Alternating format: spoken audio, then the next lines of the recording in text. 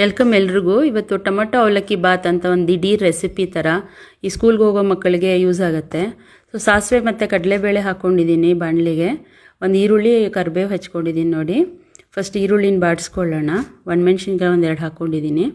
ಕಡಲೆಬೇಳೆ ಕೆಂಪಗಾದ್ಮೇಲೆ ಹಾಕ್ಕೋತಾ ಇದ್ದೀನಿ ಬಾಣಲಿಗೆ. ಸೊ ಇದು ತುಂಬ ಬೇಗ ಆಗುತ್ತೆ. ಆಮೇಲೆ ಸ್ವಲ್ಪ ಸ್ಲರ್ಪಿ ಇರುತ್ತೆ, ಅಂದರೆ ವಾಟ್ರಿ ಥರ ಒಂದು ಬೌಲಲ್ಲಿ ಹಾಕಿ ಬೆಳಗ್ಗೆ ಬಿಸಿ ಬಿಸಿ ತಿನ್ನೋಕ್ಕೆ ಮಕ್ಕಳಿಗೆ ಚೆನ್ನಾಗಿರುತ್ತೆ. ಸೊ ಆಯಿತು. ಈಗ ಒಂದು ಸ್ವಲ್ಪ ಉಪ್ಪು ಹಾಕ್ಕೊಳ್ಳಿ. ಸೊ ಈರುಳ್ಳಿ ಸ್ವಲ್ಪ ಬಾಡಬೇಕಷ್ಟೆ. ಸೊ ಬಾಡಿಸ್ಕೊಂಡ್ಮೇಲೆ ಸ್ವಲ್ಪ ಟೊಮೆಟೊ ಹಾಕ್ತಾಯಿದ್ದೀನಿ, ಒಂದು ಅಥವಾ ಎರಡು.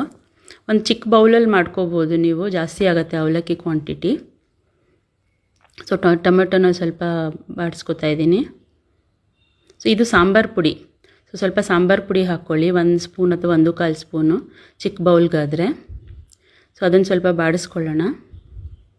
ಸೊ ಇದು ಬೇಗ ಆಗೋ ರೆಸಿಪಿ ಥರ ನೋಡಿ. ಬಿಸಿ ನೀರನ್ನ ಒಂದು ಬೌಲ್ಗೆ 2-2.25 ಅಷ್ಟು ನೀರು ಹಾಕ್ಕೋಬೇಕು. ಬಿಸಿ ನೀರು ಹಾಕ್ಕೊಂಡ್ರೆ ಬೇಗ ಆಗುತ್ತೆ.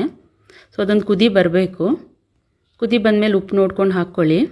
ಸೊ ಅವಲಕ್ಕಿನ ತೊಳೆದಿಟ್ಕೊಳ್ಳಿ 2-3 ಸರಿ. ಇದು ಅವಲಕ್ಕಿ ಮತ್ತು ಹಿಂಡ್ಬಿಟ್ಟು ಇದಕ್ಕೆ ಹಾಕಬೇಕಾಗತ್ತೆ. ಸೊ ನೋಡಿ ಈ ಥರ ಆಗುತ್ತೆ, ತುಂಬ ಚೆನ್ನಾಗಿರುತ್ತೆ ಟೇಸ್ಟು. ಸೊ ಹುಳಿ, ಖಾರ, ಉಪ್ಪು ಮಕ್ಕಳಿಗೆ ತುಂಬ ಚೆನ್ನಾಗಿರುತ್ತೆ. ಒಂದು ಸರಿ ಟ್ರೈ ಮಾಡಿ. Thank you. ಕಮೆಂಟ್ ಮಾಡಿ.